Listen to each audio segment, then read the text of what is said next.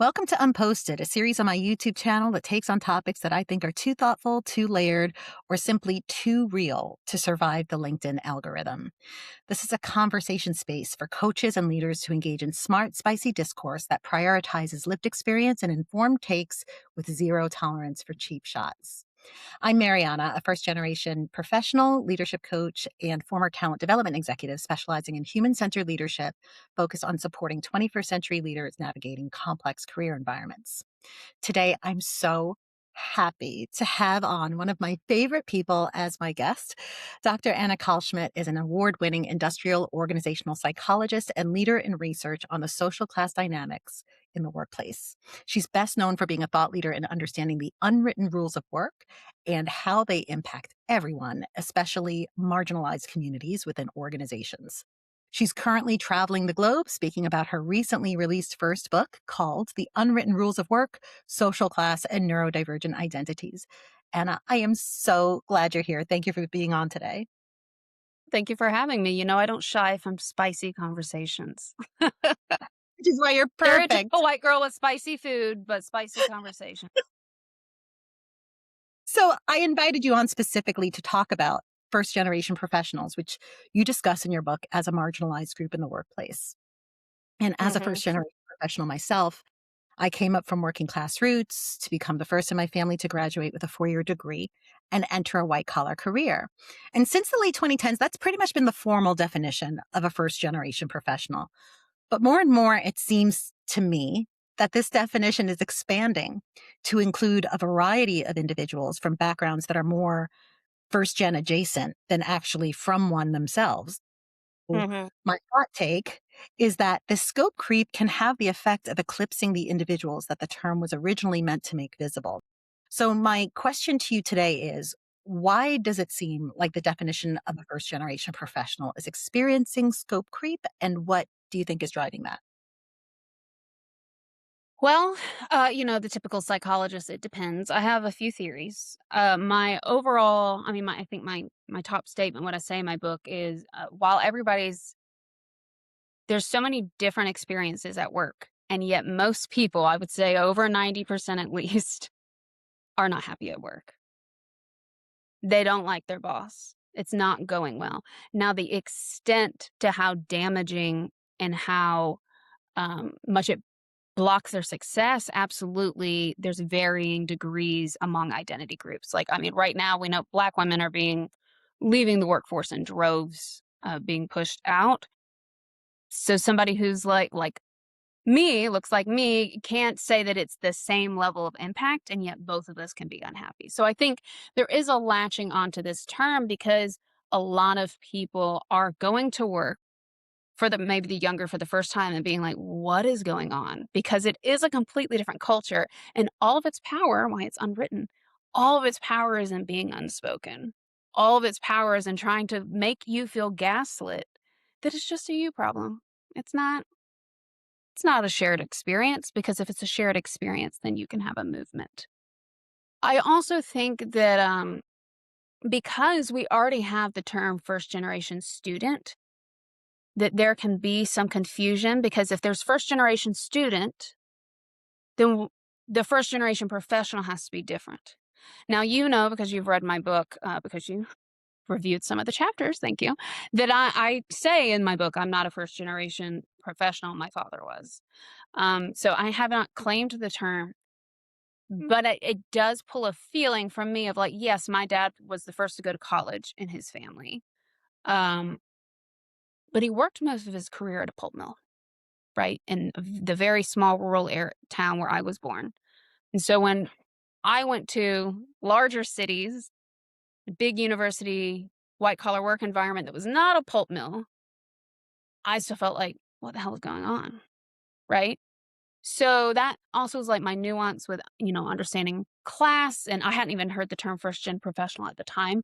So I could see someone who knows I'm not a first generation student, but maybe my mom went to college but was a stay at home mom. Or, my dad has a degree but did blue collar work, that they might see themselves in this.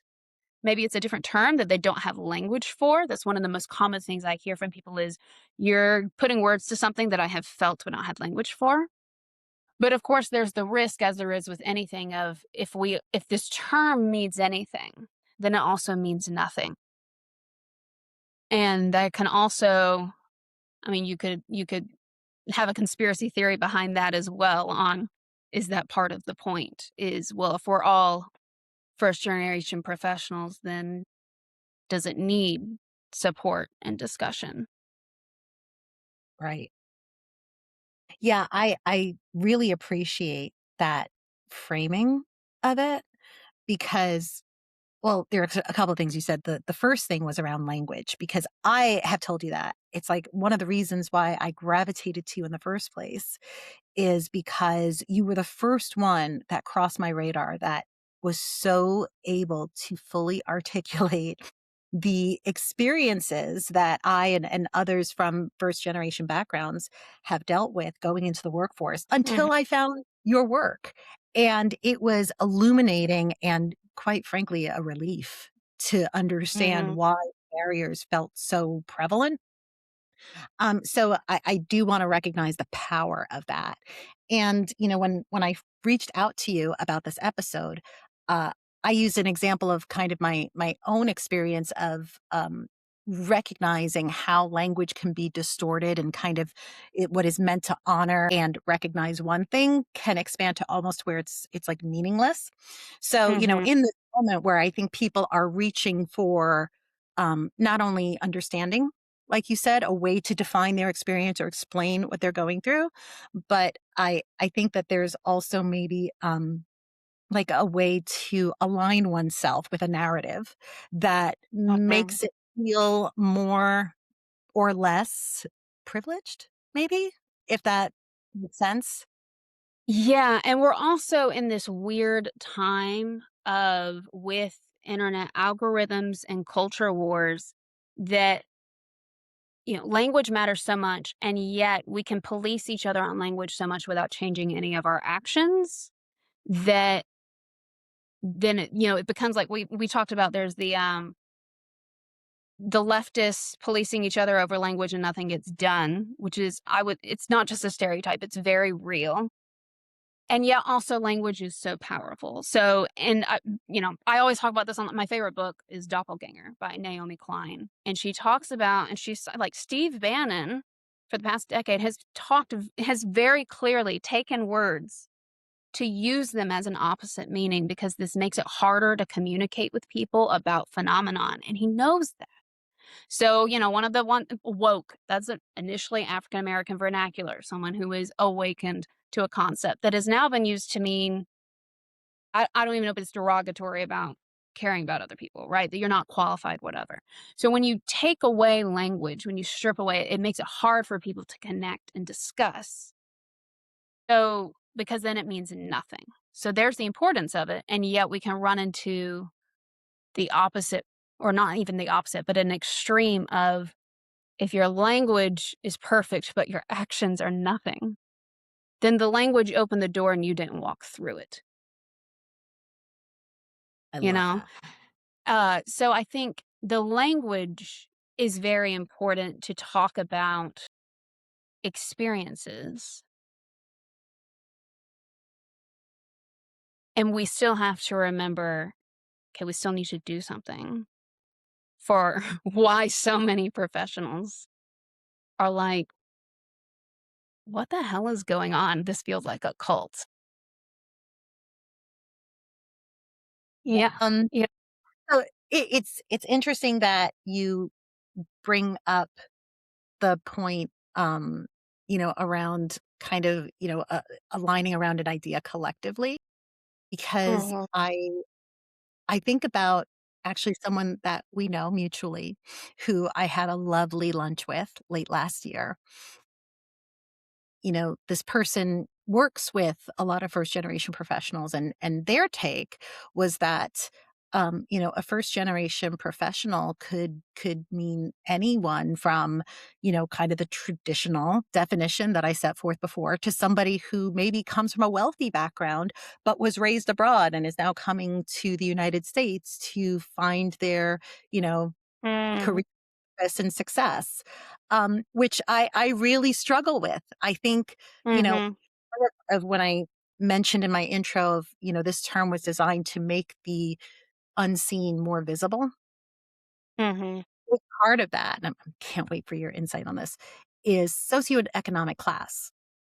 Mhm. I Yeah, I think of it that person as a first generation American. I wouldn't think of Right, them as first professional. Yeah. right, Mhm. exactly. Because I think that there's something very different, as you were saying earlier, with, if you grew up in socioeconomic distress, whether it, Mhm.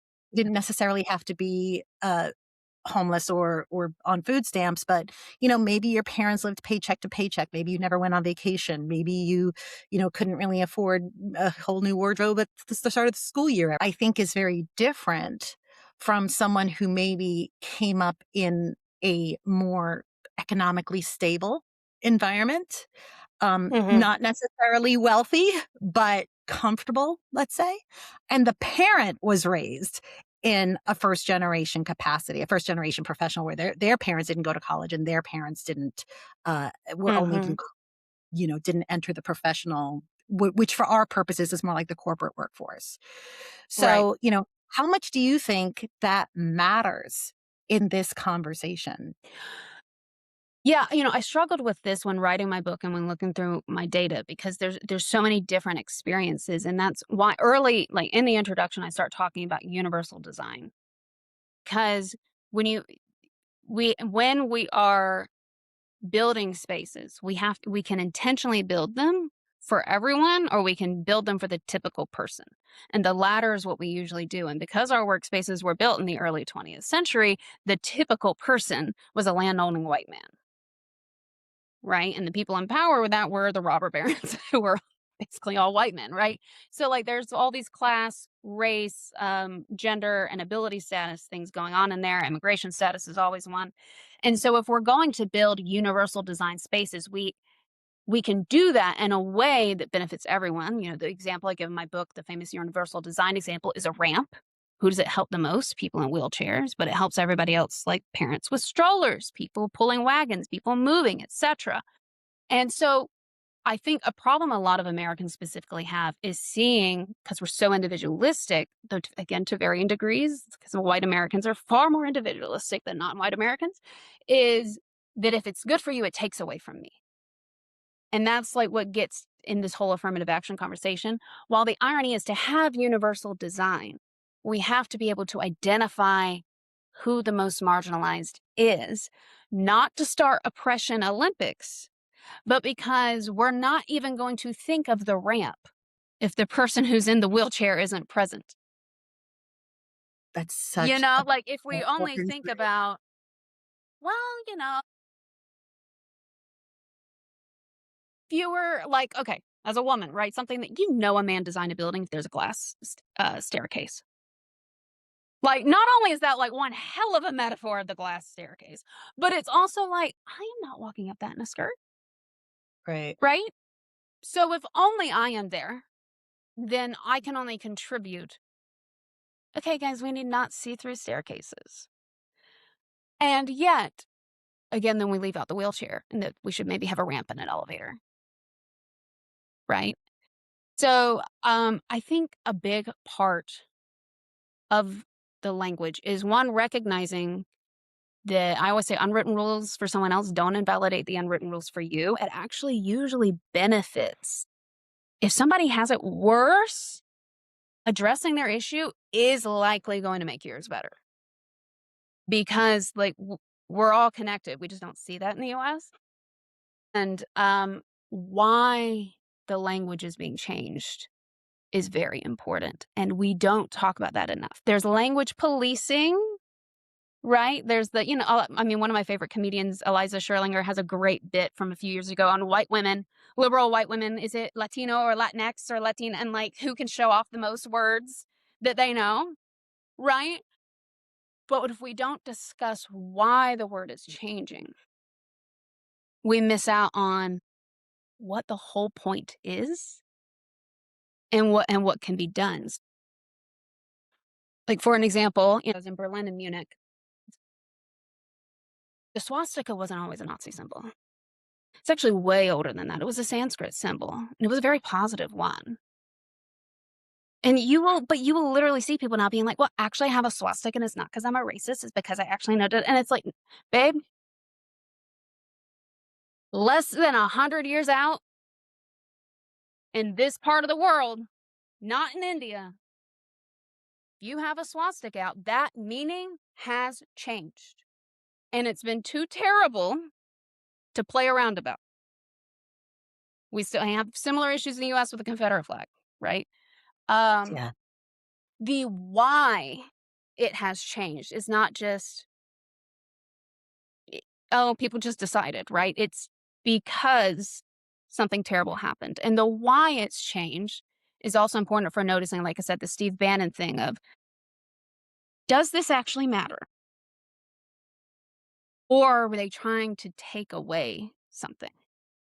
So when we're talking about first generation professionals, are we talking about this through a lens of this is such an expansive problem and we can walk towards universal design, which, if we're doing that, we need to consider the most extreme harms happening at work to capture everything?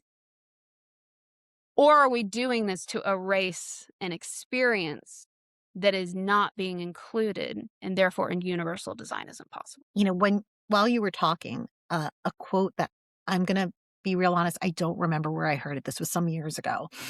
But there was a quote that, I think the conversation was around privilege, and the person was trying to say, like, I have empathy for individuals who really struggle with anxiety and doubt about whether they will be able to live up to their parents' expectations. That I don't want to discount that because that's a very real thing that people contend with, but it tends to come from a place where all of your basic needs were met and you really are just trying to focus on, the external validation of what's expected of you from the people who've supported you.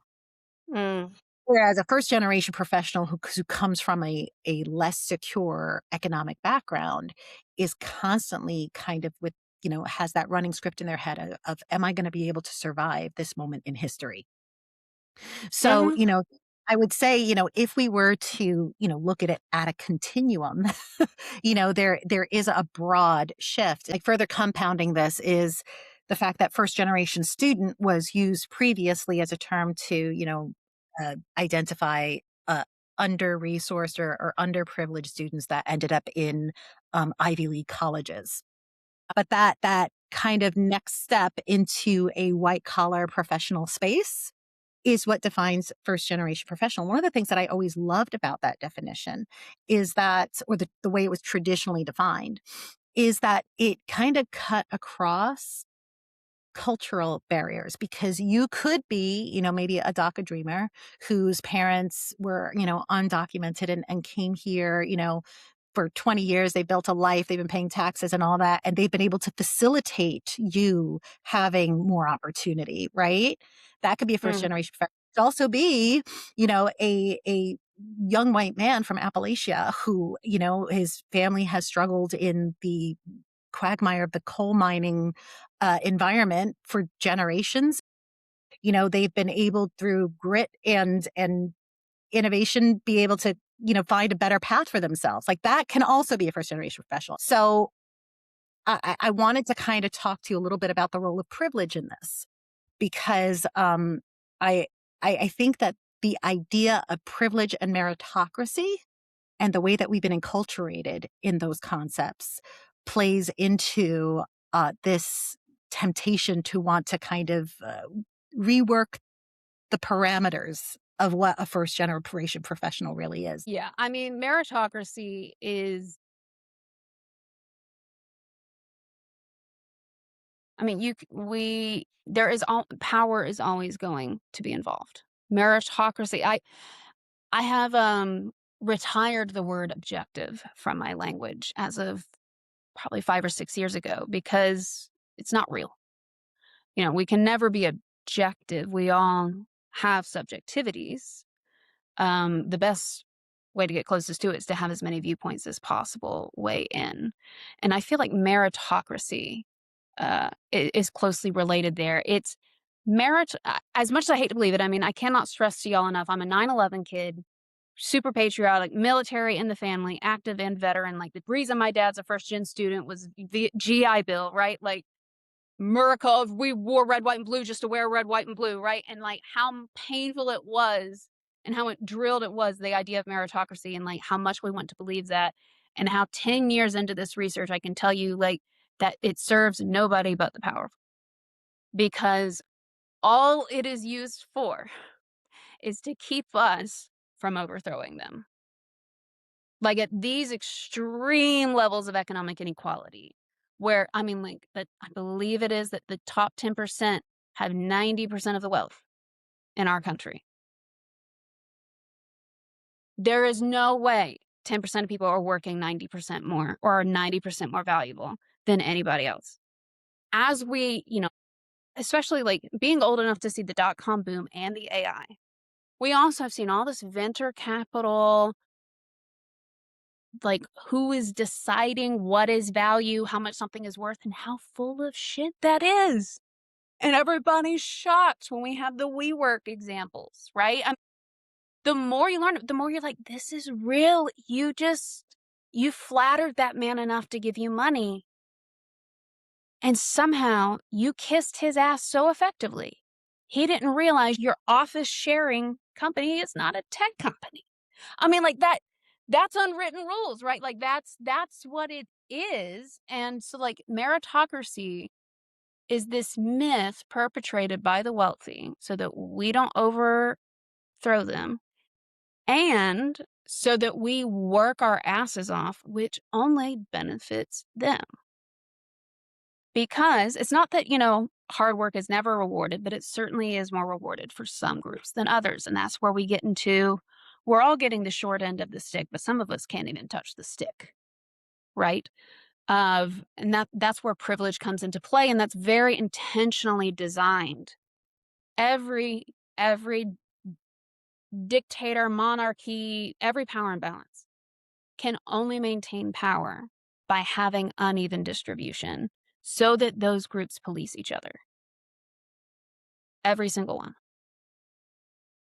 So I think that it's a painful myth, especially if you've grown up in the US, to realize it's not true. And a lot of first-gen professionals that I've seen in my research and in my coaching and in my work, and I've had it myself, of the more you put your head down and work, because that's what you're told. Put your head down, work really hard, someone will notice. And this is why it's a cultural difference. It's not just income. And that's where, like, I think it's being different a first generation professional than even first generation immigrant. I'm not saying it's less of a struggle, it's just different struggles.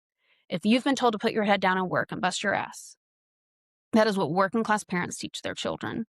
And it only, especially if you're a woman, especially if you're a woman of color, means you're going to be just given more and more work and never promoted, because why would they promote you when you're already doing it for free? And that's a lens that upper middle class continuing generation people know not to know that that's going to happen. While people whose family were blue collar, there's a different, work is more tangible. It was not the same. No, you raise so many thoughtful, compelling points. And one of the things that, I come back to again and again is this idea of there is some, because individualism and meritocracy is so ingrained in our culture and it's how we identify with success. Um, as a matter of fact, I pulled up a quote from a creator on YouTube who I recently did a video on Gen X in the workplace. So now I've been getting videos from people talking about other generational cohorts. And this one in particular was talking about boomers, but that's not why I'm bringing it up. She talked also about privilege with regard to individualism and meritocracy. So I just wanted to read a quote of what she said. You might be familiar with this actually, but in the United States, we are enculturated to believe in individualism, that everything we have earned all by ourselves. It is a result of our hard work and toil and our own personal merit and our own personal labor. That is why we are successful. Rather than understanding, we are part of a complex system, and some of us are privileged in some areas and some are privileged in others. We want to believe that everything we have earned all by ourselves because our culture has told us that individualism is the pinnacle of all. You don't want to see the ways that you are supported by others, supported by the system, and often benefit from the exploitation of other people in the system because our self worth as Americans is very much intertwined with the false notion of a meritocracy.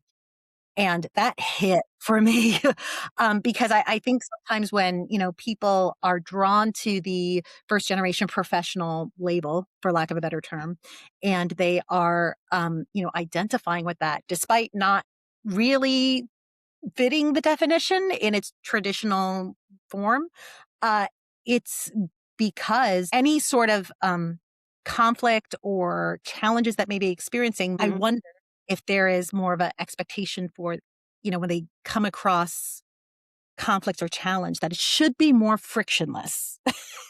Whereas I think someone who is coming up as a more of a traditional first generation professional anticipates that friction and doesn't always know what to do with it. Am I Yeah. making Yeah. Well, I mean, again, there's all these unwritten rules of like a big one that I've been bringing up in my workshops and my coaching is even how to propose a change. The first generation work class, they will, especially if they're neurodivergent and it becomes like a special interest for a little while, is like they will spend forever drafting a perfect proposal that is like 15, 20 pages, never gets read. Make sure everything's perfect.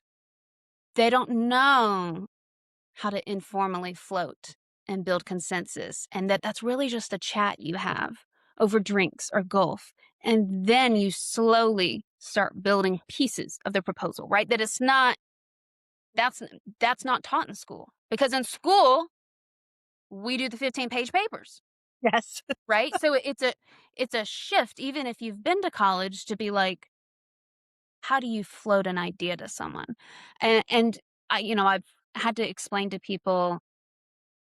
And I don't say that, like, as in a bad way of just, like, it comes up and it's natural questions people seem to have is, it's not that wealthy people sit their kids down with a PowerPoint and say, "Don't tell the poor kids this." What makes unwritten rules of culture so powerful is that it is just assumed to be normal. And that's why you have hiring panels full of people who aren't saying things like, "My parents said never to hire someone like that." They're saying, like, they just didn't meet the bar, but it was nothing that you defined. Not that that can't be culturally coded, it is. But you're like, "Oh, wow." I mean, like, I wanted to, but, like, did you see her shoes? Right? Or they just seemed too eager. They were too friendly, right? Or worse, saw that and we're like, "Oh, we can get, like, 3 jobs out of that one." Yeah, Right? they're just happy to be there. Right? That was Yeah, they're just happy to be there. And that's another feeling of the, "I shouldn't complain, I should just be happy to be there." Um And that's what makes privilege so powerful and so difficult to identify and work through for people who have it. I made a YouTube video before my account got hacked and I don't have YouTube this week. Hopefully I get it back.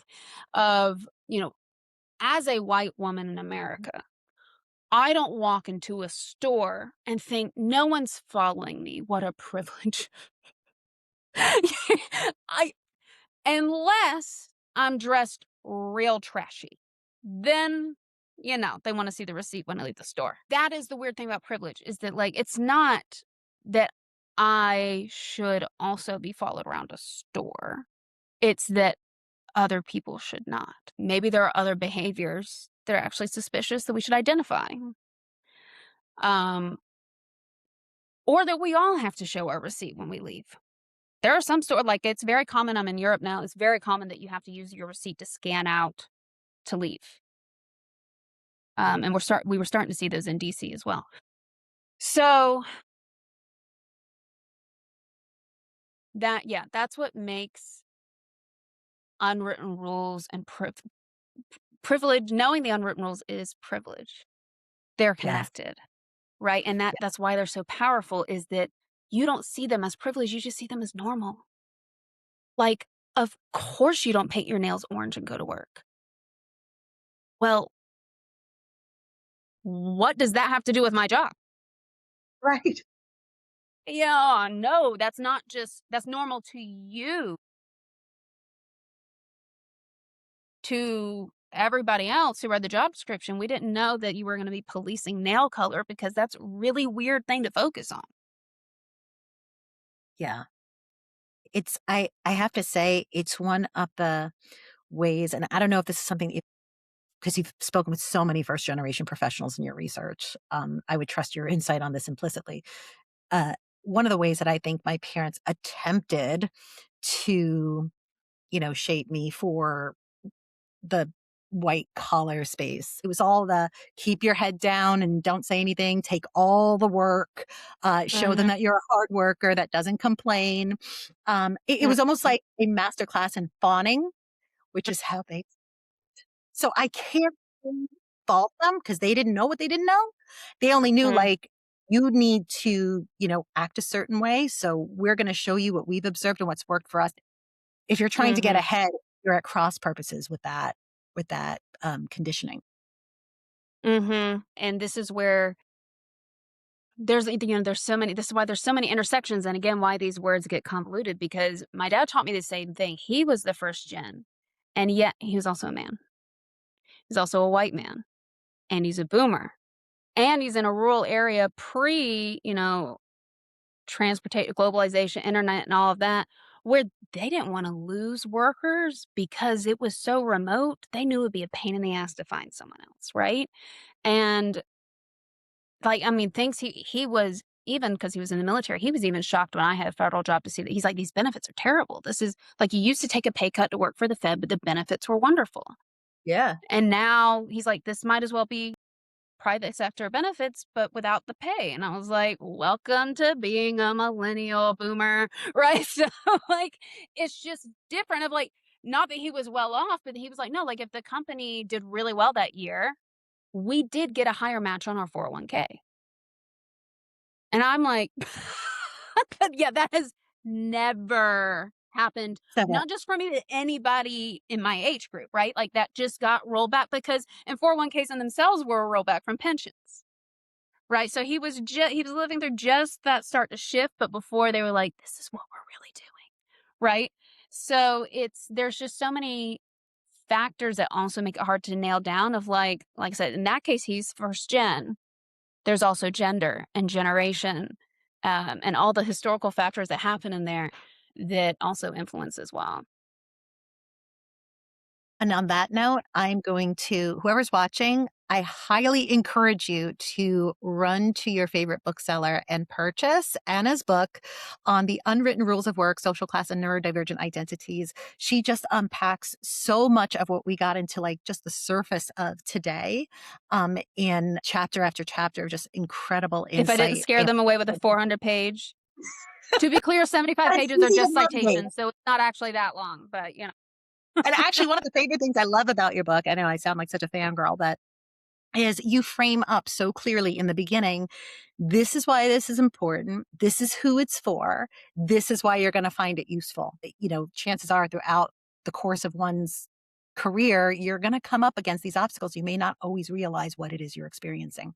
So I can't thank you enough for everything that you're adding to the discourse. Thank you for championing first generation professionals in the workplace. And thank you for your friendship and your time and for being a guest on today. It was so good to see you. thank you for having me and, always supporting. I mean, the book was definitely made better by your reviews and, the kind words and editing more than reviews, editing, because and Lord knows it needed it. So no, thank you for doing the work you do as well, and, hopefully we can see some of these changes that we're advocating for even in these crazy times. Yes, I am with you. We're going to keep talking about it. We're going to keep creating spaces where people can learn and enter the dialogue. And hey, I'm not opposed to making a bigger tent, but I want to make sure that the people it was meant to serve in the first place don't get lost in the mix. Well, they're gonna be important for like, we can't have universal design if we leave the people most impacted out, and we all benefit from that. Absolutely. So if you stuck with us this long, thank you so much for sticking around and watching our episode. Like, subscribe, share with a like minded learner, and we'll see you next time. Thanks so much.